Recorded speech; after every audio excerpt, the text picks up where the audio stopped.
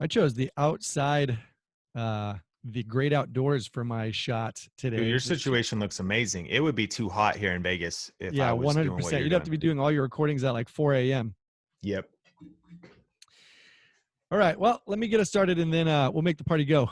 Hey, everybody. Welcome to the PD podcast. My name is Mingo, your host. And for this run of episodes, we have been talking all about ways that you can create better content. You can reach your people with more strategy and quality. You can get as many tips and tricks to help you navigate this season and get better at what you do. With every guest that we bring on, we're trying to give you even more tools and even more leverage, not just to stand out amongst those that are working alongside of you, but really to reach people with, I think, a quality and just a step above the normal bar. And today I've invited my good friend, Sean Cannell. He's got over 1 million subscribers, something like 1.1 million subscribers on YouTube. The man has been in ministry and media for nearly his entire career. So, Sean, welcome to the podcast. Thanks for taking a little bit of time to share with our listener base a little bit of your expertise and also some of the things that easily they can implement right now in their world that can take their game just a notch higher. Welcome to the podcast. Mingo, I'm so fired up to be here. Obviously, crazy times in the world, but it's good to hear that you're doing well. And for those that can't see you right now, you are in like paradise. Like I actually swear you're in the promised land. Um, I'm in Vegas. It's too hot to go outside, but you're just in like SoCal, man. That is the promised land, in my That is opinion. the promised land until you're ordered not to go outside. Then it just becomes like it becomes hell looking out the windows, but not being able to go. Yeah, I feel you. So thanks for jumping in. Thanks for giving us a look at the brand. Here's what I'd love to do is I really wanted to just share you yourself. You're like you are a weapon of great utility and tool when it comes to not just delivering great content, but really crafting it and cultivating it and nurturing it. There's so much more than just making a video when it comes to building an online presence. Every ministry has had to pivot right now to rebolster that. If they weren't doing it, they started it. If they were doing it, they're doing it better now. Hopefully, that's the strategy, that's the play. But you've got a treasure chest inside of your organization, Think Media. I wanted to introduce our listener base to it and really give them just a chance to get to know you as the CEO, as the director, as the Think manager, the brain equity. And I also wanted to give them a direct channel to you in this episode of maybe some things they can implement right now in their world that can make their stuff better. So I'll turn it over to you and I'll ask questions as I'm taking notes on my side. Uh, Tell us how we can make ourselves a little bit better in this season, Sean. Yeah. So I've got 3 tips for you, and we can kind of discuss and dig into a few things. But yeah, for those that are just meeting me, I've had the fortunate blessing to be really set up for this. My friend John Acuff said it this way, that I've been learning to swim for the past 10 years, not realizing that the world was going to get flooded. And I've really been learning to swim since 2003. I was an intern at my church. I started doing video production. And in our small town, an hour north of Seattle, Washington, Marysville, Washington, the first YouTube channel we ever started was for my church in 2007, just 2 years after YouTube came out. And I actually was just doing some coaching with a pastor recently, and he was saying, YouTube's kind of been an afterthought. And it wasn't until this COVID thing that I've had to go all in on this. And I've been like, man, that's so crazy, because YouTube has sort of been a main thing. It's been the thing that I've been always telling my pastor when I've been a director of communications or on staff. I'm like, let's go more digital. Let's go online. Trust me, let's do this.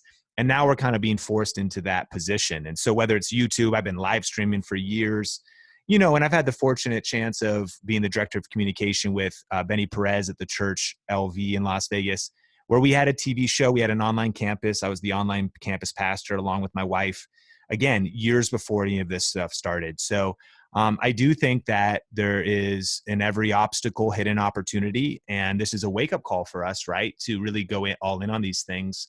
And the first tip I think I would give is really kind of just a wide principle. But before we worry about like tech, or we even worry about what we're doing, I think one of the most important things that everybody listening needs to master when it comes to social, digital, online is the hook, is the opening, is the first few seconds of everything. Let's face it. To win on social media, you have to figure out how to get attention. To win on social media, you have to figure out how to interrupt someone's day, which is what you're doing. You're interrupting their news feed. You have to figure out how to hook their attention, because it's not a matter of getting them to watch the entire online campus service.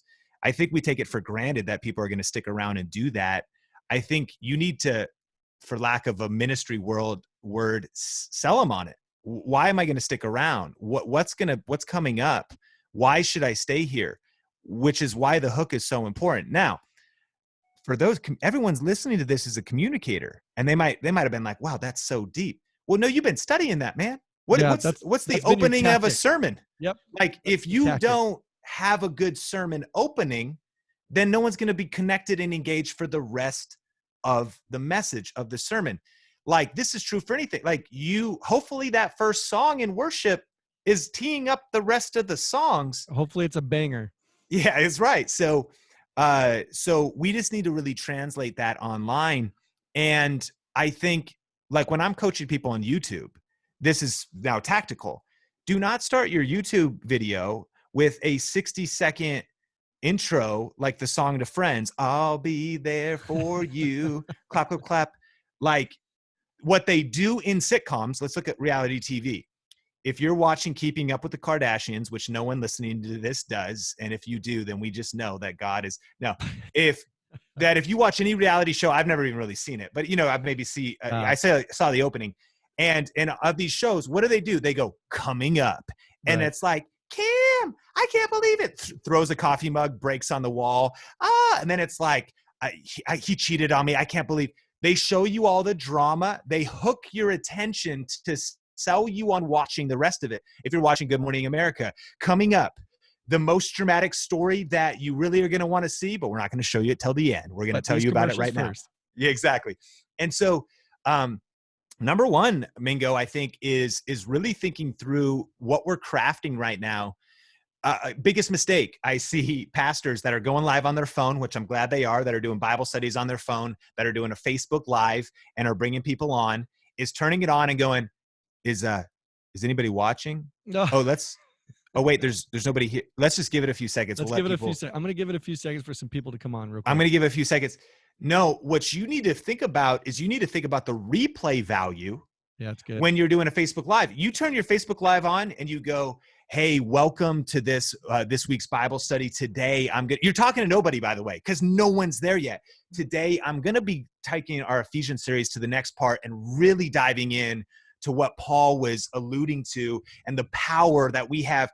And by the way, if you're watching this on the replay, hit the like button and let me know where you're watching from in the comments, because I really want to connect with you and our prayer team wants to connect with you. And then you can loop back as people start arriving. What am I saying? You got to be thinking about that opening. You got to be thinking about the hook. You got to master how to get attention. It doesn't matter if you're shooting your live stream on a baked potato. It's never about the production value. It's about the content value.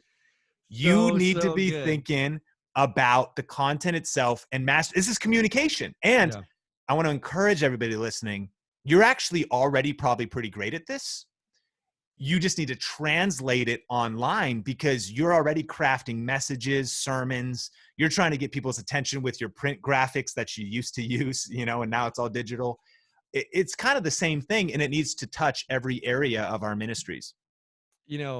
I'm reminded just with that delivery how much of a master you really are. And in my mind, the illustration I got was like being on the starting line of a race. What you're not going to do when you hear the gunfire is tie your shoes and stretch. You're going to go out of the gate as soon as you hit record with your content. It is really forcing a lot of leaders who are the communicators, whether you're the top of the food chain as the Sunday speaker, or you're within a ministry leading conversation that's now across this digital platform. You want to start strong, and you are having to rethink the way that you're programming what you're saying, going more towards, like you said, programming with what you're going to, Andy Stanley says, tell them what you're going to tell them, remind them what you're going to tell them, and then finish by telling them what you just told them. And that has to be the play. I really do appreciate that. You can't just take what you've done in a big room, drop it into a video, and expect to have that same engagement as I have Miramar flying over the top of me. Thank you for reminding everybody that we have to rethink the way we start up, and specifically that hook. So many pastors are used to that. You hook people with a great intro. Your videos cannot suffer without a great hook also. 100%. And I think, it even goes to the point, people are doing so many different things right now. Not everybody can do music, or they're just coming straight on and sharing a message with church online or church live or pre-recorded. A lot of times you took it for granted that everybody was sitting in the seats ready for the Program to message. start. Yep. And you said, hey, welcome everybody. A couple things I just want to cover. And you might have went through like a list of announcements or some housekeeping things, but it's just a different environment. And we need to be aware of, it's not that you can't do that, but I think it's just, we want to be thinking things through. And I love what you said, starting strong, because that is the opportunity. You just have to think about your own behavior. I mean, you're starting strong at the beginning of an IGTV clip that you cut out and upload on Instagram, starting strong at the beginning of a YouTube video, starting strong at the beginning of, and different things. I mean, when we do church online at my church now, City Light Church with Pastor Jabin Chavez in Las Vegas, we are, there's a countdown. I mean, it's church, and then the song start. Like, so it's still, you want to think through that. But even to the tune of, when a sermon starts, well, hey, everybody, welcome. Turn to Matthew 16. This is why good YouTube videos maybe have a few highlights over some music from the message. And then there's like a little quick logo. And when I say quick, like 3 seconds, like your church logo comes on screen, a little sound effect. And then it's like, hey, everybody, welcome. Because you, again, are selling the viewer on the first 10, 15, 20, 30 seconds on whether or not they're going to stick around for the 30-minute video. And here's the scary thing. I think this is a bonus tip I didn't even write down for the 3. I think one thing that we have to face as leaders that online gives to us is our analytics. And I think we need to be willing to not stick our head in the sand with analytics, because online analytics are brutal. Like, they're just, I hear pastors right now, they're like, wow, our sermon message on the weekend got 8,500 views. Look at us. And I'm like, bro, I mean, that's 3-second views. That video just went through your timeline on Facebook. You didn't reach 8,500 people with the full length of your message. I promise you, the hockey stick of audience retention is scary. Yeah. Which thank God for the 10% you did reach, because 850 people finished that whole message. But you're over here puffed out chest, as on your top line reach analytics on YouTube and Facebook. And I'm not saying that's even a bad thing. That's actually kind of the way the internet works. You will get a lot of wide numbers, but you need to think through the layers of data. But saying that those analytics also should be something we're looking at as leaders. What am I specifically saying? Your Facebook page insights, your audience retention, your average view duration of your sermon or your church service on Facebook or on YouTube. Just because, and don't be overly critical or harsh on yourself. If you're like, bro, Sean said 10%, that's pretty optimistic. It's like 1% of people are making it to the end. Then you're thinking, okay, how do we make the programming better? Right. How do we hold attention? That could be in the headline that goes into your YouTube title, or even the headline of your church. You don't want to just call it the Fiery Trials of Acts message series necessarily. You need to be thinking about how to write powerful text copywriting user. Not copywriting music, but copy, like persuasive marketing copy. So the business background helps. But you're thinking, what does it say in the caption about my service, my message on Facebook? What's the YouTube title say that, again, is actually bringing the right people? You're also not trying to trick people, because if you trick somebody into a 45-minute video to click on it, well, they're just going to leave. You want to be clear. Mm-hmm. You want it to be strong, but you do want it to be create curiosity, create interest, speak to the pain points of your community. You want to think about, as Andy Stanley would say, you want to be talking in real people language and not church language necessarily. Sometimes we call it classroom talk versus kitchen table talk.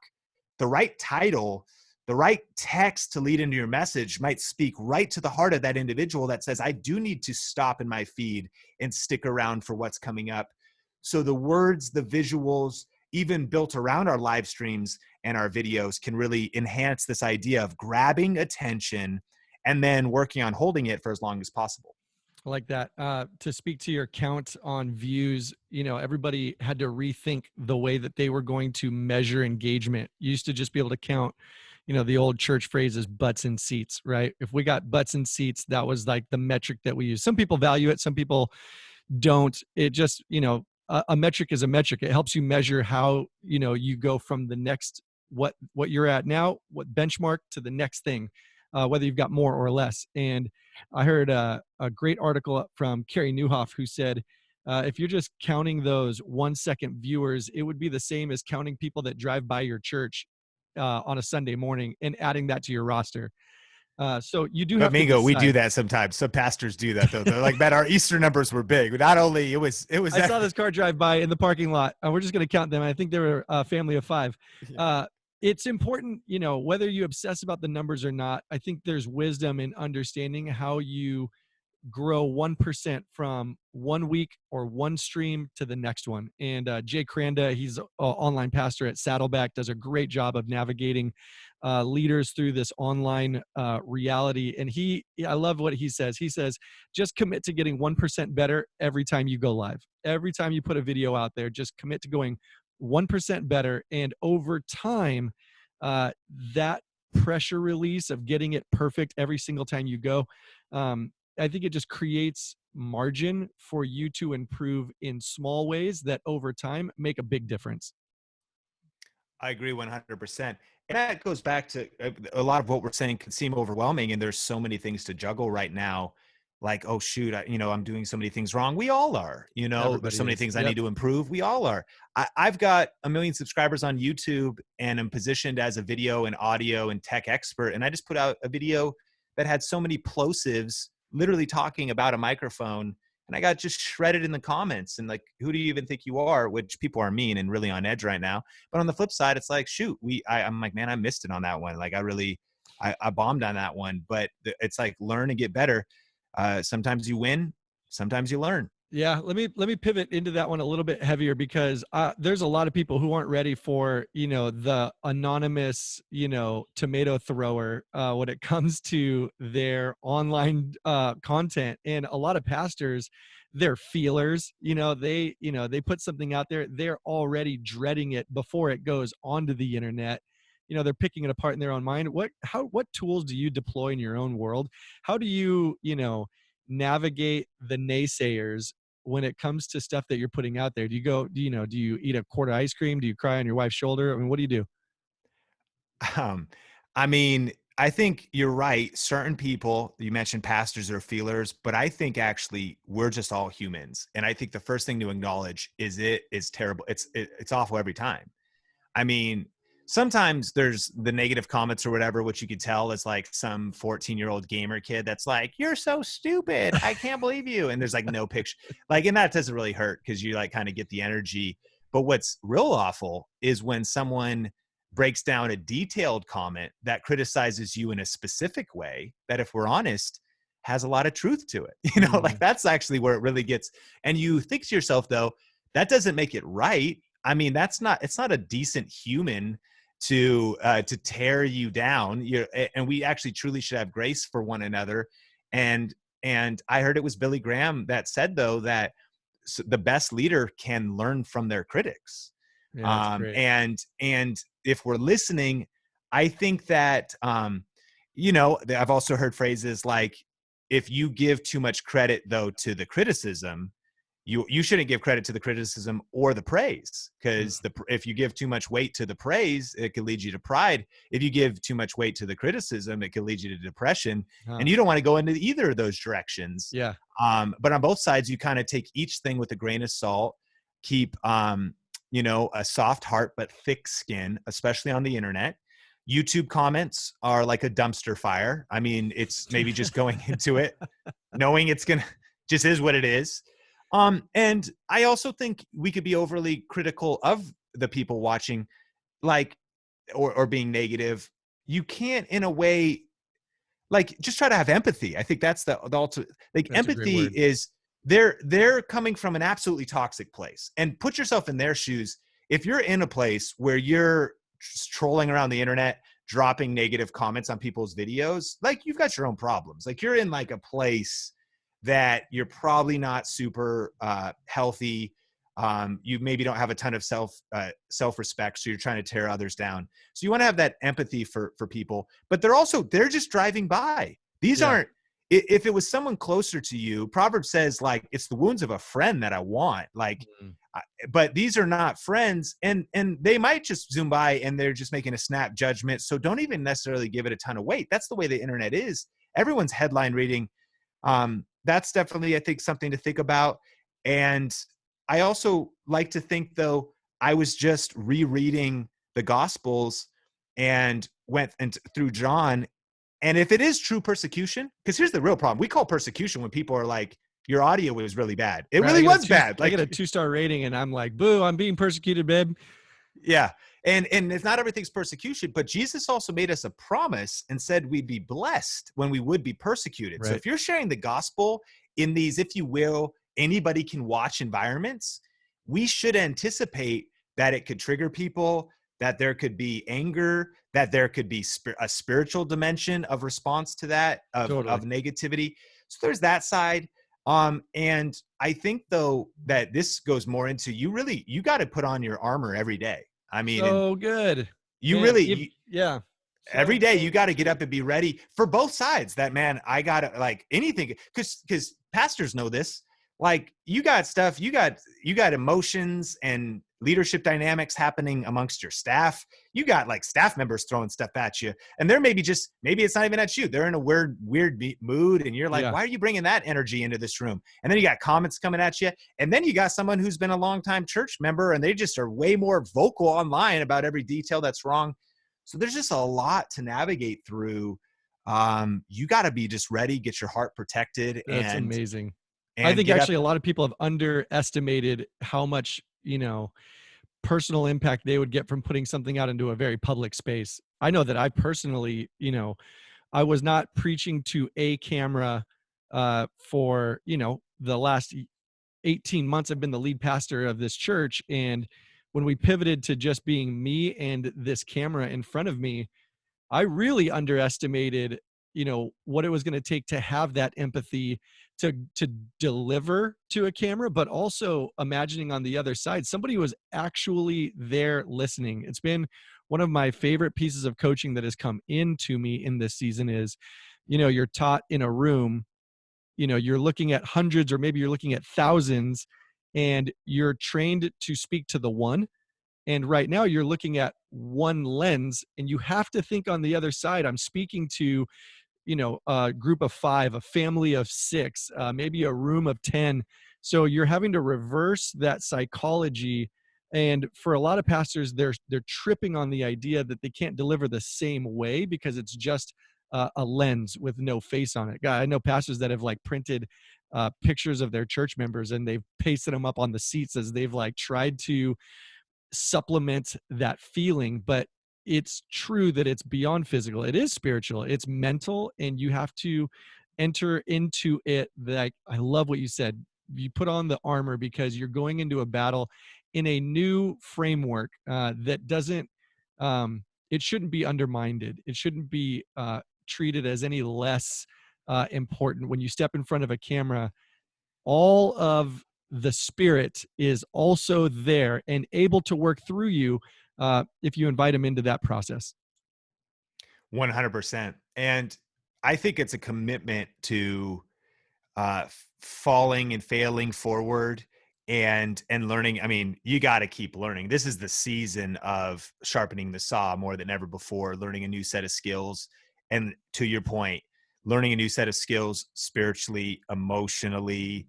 I mean, learning a new set of team dynamic, Zoom, online meetings, pasting faces of the congregation. I know some people are taking their recordings, like that's what we're doing, back into the worship center, social distanced amount of people there, so that pastor can actually feed off of and actually Right. communicate with a handful of people in the room and the rest online. I think you got to test and experiment a lot right now, and there's so much pivoting and adapting that's needed. And then give yourself an extra amount of grace. I know your theology's locked in, you know that Jesus has plenty of grace for you. You know, even those around you that might have grace for you, I think you got to really have grace for yourself, leader. Like, you got to just take a deep breath. There's a lot of overwhelm right now, and again, you're going to fail at every level, or it might not even be failing. You're just going to be human. You're going to make mistakes. They're just learning at every level. Learning at every level. It's accelerated right now, and people are on edge too. And I will say, I've seen it in a couple different environments. There also is an extra edge of criticism right now. Yeah, it's good. And people, and that's empathy as well. They've lost jobs. There's mistrust in the government. There's maybe mistrust in what's happening. People are just simply frustrated. The negative side of this, domestic violence going up, alcohol consumption doubling. Like, people, just humans, are on edge. And so they're so much quicker, I think, to maybe even be a little bit saucier, a little bit more mean, or a little bit during this time. And that's why, man, we need to go to the throne room of grace and get our love tank full. Come on, get our hearts filled up and daily, and then be at a place, because this doesn't go away. It's learning the new environment, I think, of the dynamics of online chat rooms. And there's the idea of turning off comments. I don't think that's the move. I think moderation is important. Of course, someone comes in with like flamboyant negativity, and I think you ban. That's what a moderator's for. But I think then there's even reasonable, like, as pastors, this isn't so much more true now, but take it 10 years ago, and it was an elevated platform speaking down to a congregation of people. Now it's so much more relational, where we're living in a world of radical transparency. Anybody can speak their mind about anything at any time. Anybody can tweet you anything, right? They can email you anything. But especially even publicly, they can comment anything. And I think there's something, though, about the new era leader and the modern spiritual leader that is able to communicate and navigate with Christ's wisdom. We have the mind of Christ. That stuff's going to get through, because I'm going through the Gospels. They're throwing all kinds of stuff at Jesus. They're throwing out, like, they're calling him out right in front of everybody, and he's responding always with tact, with grace. So what I'm talking about is, in the comments, it's not just about banning everybody. Like, people should be able to speak their mind. Yeah. They don't have to agree with us. You definitely wouldn't walk somebody out at the lobby doors if they had a difference of opinion in a conversation in real life. So you wouldn't be walking them out your digital doors the same way, and just by clicking them off, Well put. That's exactly what I'm saying. And none of us like to have that conversation, because it's always happened. Someone comes up after the service and just goes, "Hey, pastor, message was okay." But the thing, and they start just, but you're there because, and what are you're listening with empathy and grace. And of course, if it's that same dude who for 13 weeks in a row is always, you're like, okay, look, man, we need to have a talk about this. But yeah, you're like, let me go plant you as a church. You can kill it. Start your own YouTube channel. Yeah. I definitely agree that and I think that there are certain humans that have more capacity for it. I think everybody's called to be gracious and forgiving, but I think that you can find the people inside of your church or on your team who can help navigate that. Think of it as customer service. Not everybody's built to be on the phone with somebody who's complaining. No doubt. But there are people who are gifted that way, who I think can really posture and help your church play its correct part in a season when, like you said, the tensions are a lot higher than maybe normal because of the myriad of reasons. But Sean, you had a great perspective on just the idea that you've got to be ready to change. You've got to be fast. I love the 3 F's, fast, fluid, and flexible in this season. A lot of people pivoted to get online. I think that you can't stop there. I think that you have to rethink the way that you are now, 7 weeks in, and you may have to make another pivot, and you shouldn't be afraid of that. You probably changed up the way that you built your service to now incorporate an online viewership. Don't be afraid to make small changes along the way to continue to increase and improve what you're putting out there. Man, City Light Church is used to have leadership meetings once a quarter or at most once a month. Now they're every Tuesday, team night. Oh, If yeah. you serve in a group, if you lead a group, if you serve in the church, or if you give, you're invited to team night to keep the team more together in this time, jumping on Zoom. A small group through Ephesians or a church-wide Bible study through Ephesians weekly happening was added, something a little bit different. And then a marriage group running right now as well. That's weekly. And then the weekend services. So we're talking major pivots. We're talking Mhm. like, and on the one hand, like there's a level of, well, that's more work, that's more to do, that's more things to rally around. True, but there's also like a whole lot less work, in other aspects. And so you're having to, and it's pivoting. I love what you said. It's fast, fluid, flexible. Yeah, what can we do during this time to keep people connected, keep people communicating, keep people engaged, give people different options? One of the metrics that I think is important the most, yes, there's the how many people watch for 1 second or how many people watch the whole thing, but how do you measure winning? And there's so many different layers. And I think that you should celebrate lots of different levels. I think you should celebrate the 1 second. How awesome that your video got 100,000 views. That's amazing. That's cool. Like, what's the long tail of that? But like, that's really awesome. But I think there's something about signing up for like growth track, right? Or there's Yes. something about how many people are going to that next level of discipleship. Yes. And what's really cool is I just love and respect my pastors, Jabin and Shannon Chavez, so much. I mean, they've been ahead on a lot of things. And actually, from criticism, Next Steps has been online. It already was online, which is Growth Track. And how do you go to the next steps in the church? How do you figure out what we believe and and so that has been an online course through, I think, Teachable. And on my team, Heather Torres, she's our chief operation officer. Her and Isaiah have 3 kids, love church, love serving on church, love coming on the weekends, but man, love leading a group, love all these things. But they're like, if you're calling me to come before all this, if you're calling me to come to the church another night of the week to have to go through like a class, it's 2020. Like, I don't know, maybe I'm not spiritual, but Tap it, out. and so when they heard that, if you want to go through Next Steps, Yeah. go to, citylightvegas.com, Next Steps, take it online. And then there's the follow-up and the phone. Like, she was elated. Like, she Yes. was like, this is so, and we sat down as a family together in the living room. We watched Next Steps. And the powerful thing about that was before COVID. But the cool thing is it was already set up. What's my point is, again, adapting and pivoting and saying that I think some of these things that we'll learn during this season, is that right or wrong? It's neither. I think everybody's got to find their own Yeah. path, their own DNA. But when you're really limited, it's right when that's your only option. And so I think those are some of the metrics that I love looking for as well, is like, okay, how many people are going through Next Steps? Yeah. How many people are watching small group during the week, are a part and connected to the life of our church in different ways? How many people are coming to team night? And what are these different aspects? And then how many people are responding to whoever we're saying respond to Right. salvation? Calls to action, all of that stuff.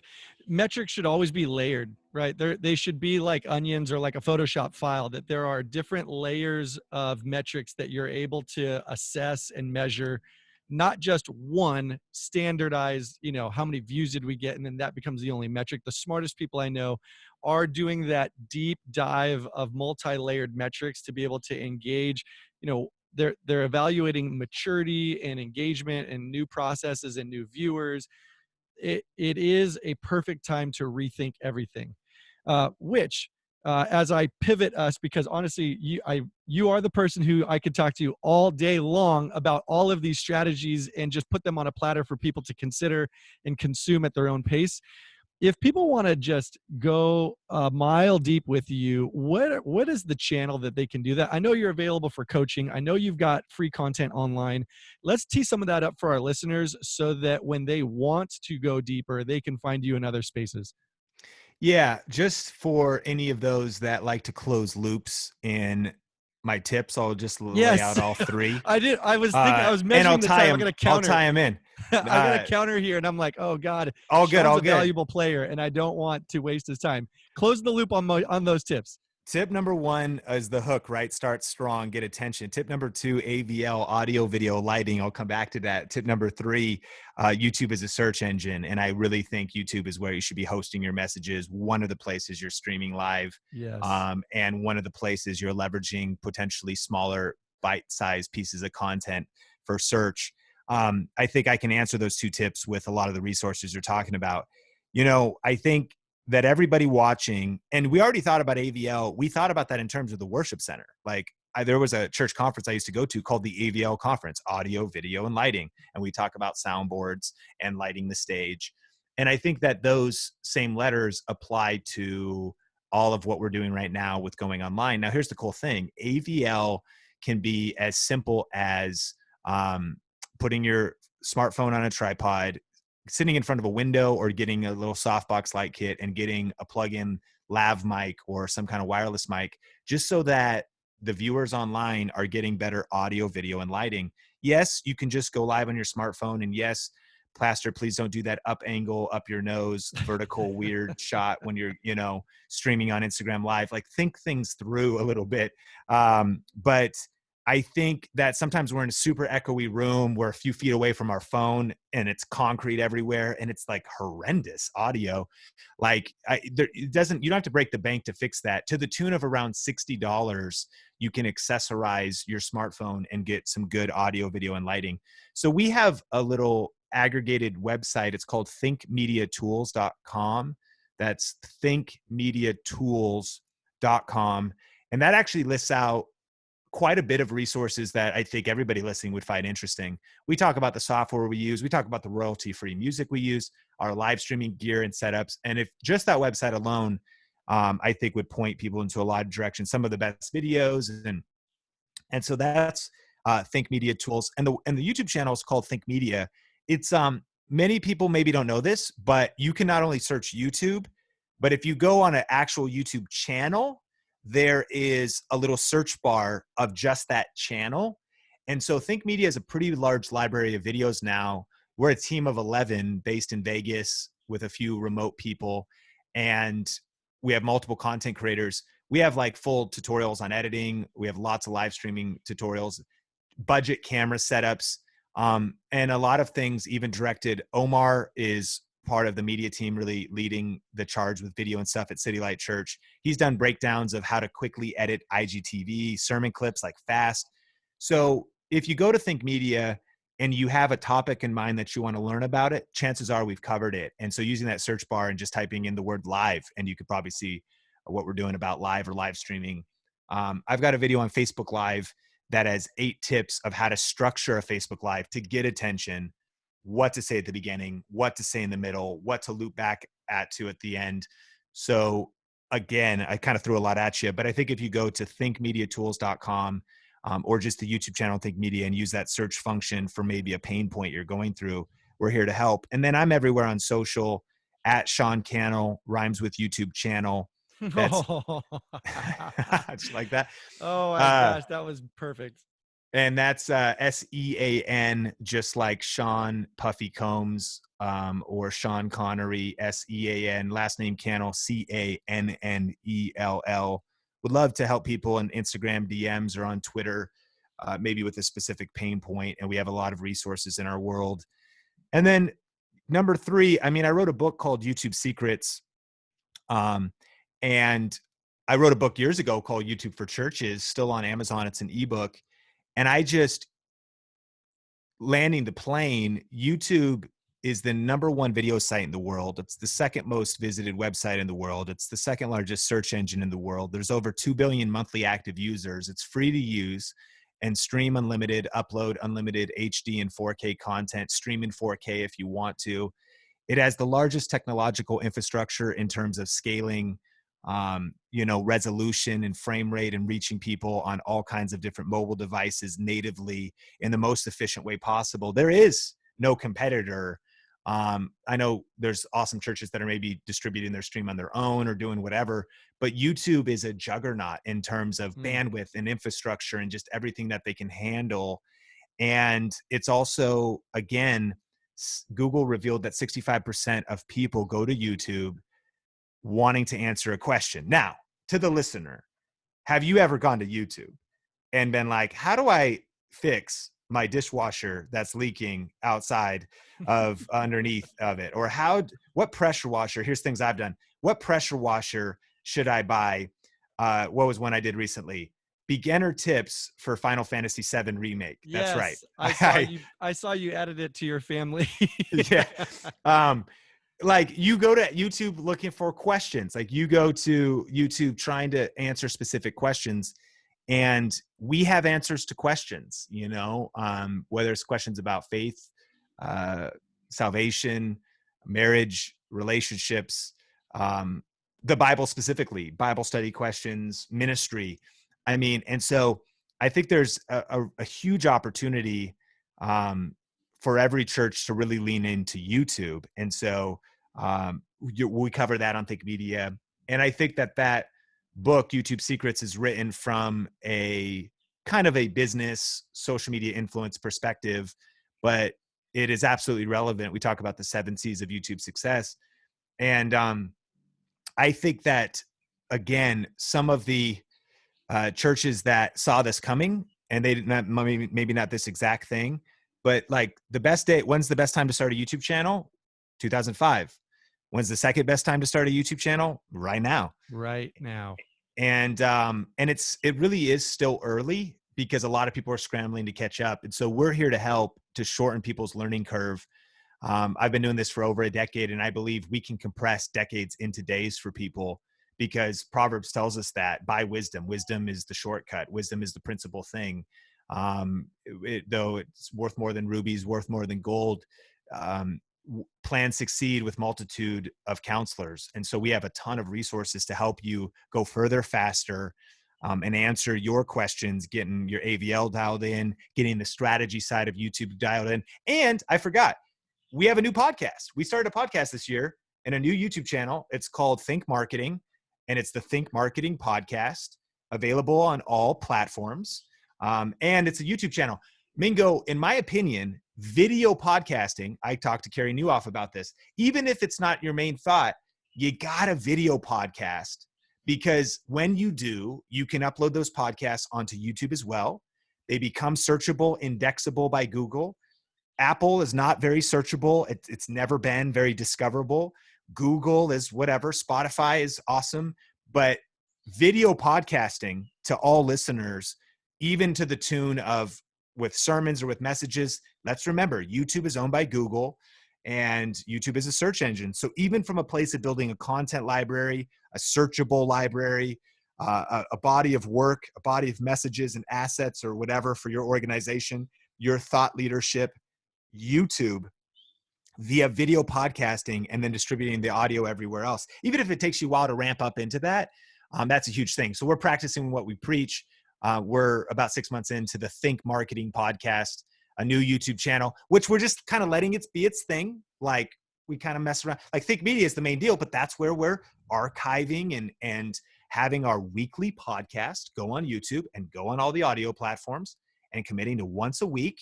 Maybe we'll scale up more and we go live there and do other things because we have that freedom and flexibility, but that's kind of the model. So I don't know. I threw a lot at you there. That's a genius tip. If you're already recording video and you've got a decent channel for audio, there's no reason why you wouldn't be splitting those pies up and putting them into unique streams. I heard it really described for the everyday person who may not have a corner market on tech. Imagine every platform like a neighborhood. And what neighborhood would you not want your content to go through? The smart pastor would say, I want it in every neighborhood.